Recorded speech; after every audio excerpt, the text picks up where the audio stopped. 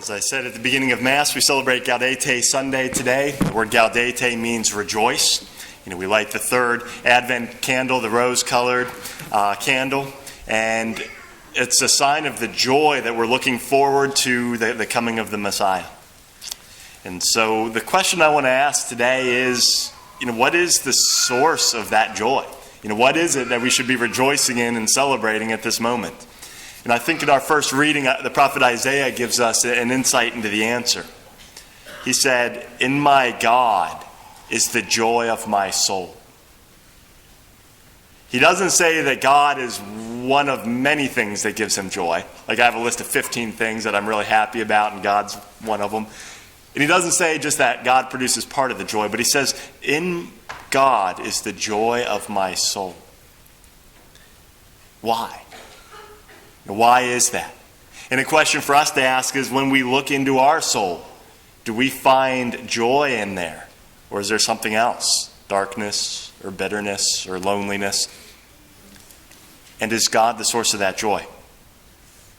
So I want to focus on that theme. And there's so many different angles that we could look at this from. How does God give us joy? But I just want to focus on one line from the prophet Isaiah. And he talks about when the Messiah comes, how he will heal the brokenhearted as a cause for our joy.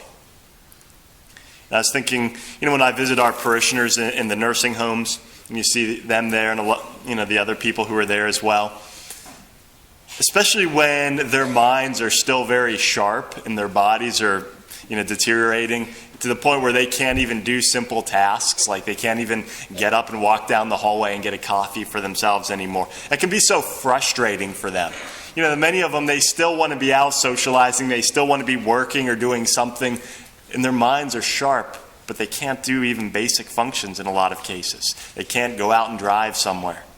And day after day, they have to deal with that situation, and many of them are separated from their loved ones or their families. A lot of their friends might be deceased, and many of them are lonely and only get a rare or occasional visit. You see a lot of them who do suffer from depression. It's a very difficult situation, and it's easy to see how someone in that situation would be very brokenhearted. But I think that experience would be very different for somebody who has a deep and a rich relationship with Jesus Christ. Why is that? Well, for someone who has a deep relationship with Jesus Christ, they're never alone. They know that at any moment they can lift up their heart to God in prayer, and they can find the best friend that they have in this world and the deepest love and delight of their soul who's right there, and they can talk to him at any moment. And so they don't have to experience loneliness. And if they're able to receive the sacraments, the Lord comes to them in the Eucharist and the anointing of the sick in a powerful way to strengthen them and to commune with them. They don't have to face loneliness. And they have the Blessed Virgin Mary and all the saints that they can turn to. And as they do go through physical pain and suffering, they know that suffering isn't useless, but that there's a purpose behind it. And everything that they suffer, they can offer up as a prayer to God to win the conversion and the salvation of others. And that every moment that they endure brings them one moment closer to their ultimate victory, when they'll see the greatest delight of their soul. And so they don't have to get discouraged, but their hope can build and build over time. And so we can see how a person in that situation who would otherwise be very broken, because they have a relationship with Jesus Christ, could bring them incredible joy. My great-grandfather lived to be 99 and a third years old. And, he said one time if he knew he was going to live that long, he would have taken better care of himself. But in the nursing home, he never seemed to get depressed or discouraged or lonely. And when I visited him, I saw he pulled out this stack. It was over an inch thick of prayer cards and different devotionals. And he said he would pray through those every day. He had a deep relationship with Jesus Christ, and it gave him hope, and it gave him fulfillment. And I think that's what Isaiah is talking about when he talks about how the Messiah is going to heal the brokenhearted, and how he is the joy of our souls. Another example, when I think of the brokenhearted, I was also thinking about how many young people grow up in our society in broken homes, and how many of them have experienced rejection within their family, growing up, or some form of abuse. And the deep wounds that can often leave within them that they carry with them as they grow up and live their lives. How many of them suffer from a deep sense of a lack of self-worth, or a fear of rejection, or just the lie that their life is meaningless? And how powerful it is when they do have an encounter with Jesus Christ. And for the first time, they encounter the being who created them and brought them into existence in an act of love.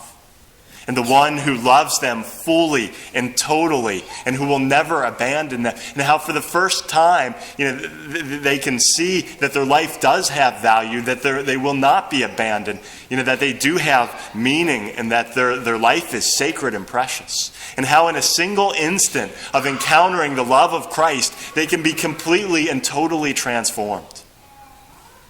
And it's another example of how Jesus Christ can lift somebody up and heal the brokenhearted. And there's countless other examples we could give. But I think, unfortunately, too many people do not have a deep enough relationship with Jesus Christ to find the healing that's possible. It's possible for someone to come to church 1,000 times and be suffering with deep pain or deep wounds within them, and yet never make the connection that Jesus Christ is the one who can heal those wounds that they carry. If we don't go deep enough in our relationship with Christ, and if we don't look to him as a source of healing, we may not find him. But if we're in that position, what I'd encourage you to do is come to Eucharistic adoration. Spend 1 hour in the presence of the Eucharist, in the presence of Jesus Christ, and open up your heart before him. Bring him your suffering and the darkness that's within you, or the struggles that you're facing. Lay it out before him and allow him to heal you and strengthen you. Because the reality is there's no wound in us that's so deep that Jesus Christ can't heal it. And there's no suffering that we'll ever face that's so great that we can't embrace it with the strength of Christ. And there's no challenge in our lives that we'll ever be faced with that we can't overcome with the grace of God. If we're in a true relationship with Jesus Christ, a deep relationship where we turn to him as our hope and as our joy, we'll find the strength to face anything. And each one of us has a unique set of challenges that we'll face in life. No one just coasts through life, easily, without any suffering, without any problems. Every one of us has crosses that we'll face. But when we find Jesus Christ in a real relationship with him, we find the one who will heal our broken hearts and give joy to our souls. A joy that grows over time, and with every challenge we face, it grows as we persevere through life. And it's a joy that will one day overflow in an incomprehensible way when we see the very source of our joy face to face.